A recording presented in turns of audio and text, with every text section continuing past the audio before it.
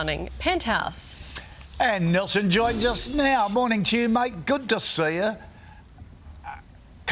Congratulations on the book.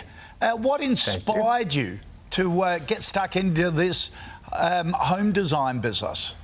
Oh, it's just wonderful to be back with you guys this morning. And, well, in a word, what inspired me was COVID. It was a necessity. We had pushed the button on constructing our dream home.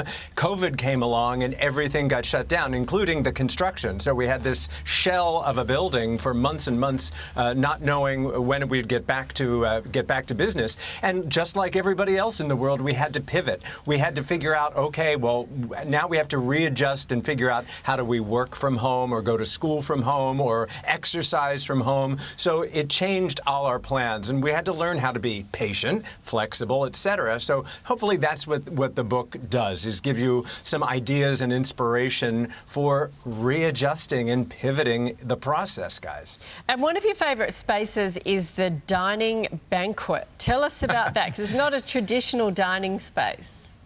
That's right. It would have been a bedroom, but we left the floor plan open, and we had a mill worker build a banquette, kind of restaurant styles, as you can see in the photo there. We like to sit side by side when we're eating. We have incredible views, so you could have your, you could have your coffee watching the sunrise and your cocktails watching the sun down. But it feels like a restaurant, and in a post-COVID world, you don't want to go out to eat as much as you may have used to, especially here in New York City. So that gives us a real warm feeling there. Yeah, and have you always had a bent for design? Because I've been following this on Instagram. It's been a real labour of love.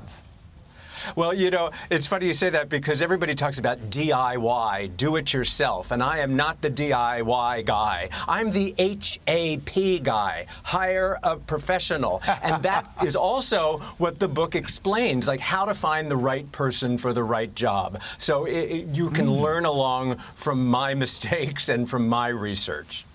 Aha. So how hard was it working with your partner, Johnny? Because, you know, did you argue over the design or anything? It really helps that he works in a completely different time zone, so that makes it a little bit handier. But we also have a marvelous simpatico.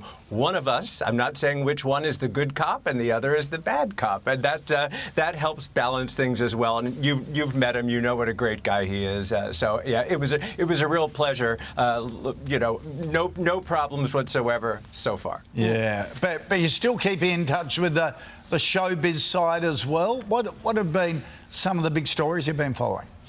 Yeah, well, it's that crazy time of year because I'm a voting member for the Critics' Choice Association and the Screen Actors Guild, so I'm doing all of those screenings. But the only time I really missed it is when there's an obituary that I feel the need to share and put into perspective.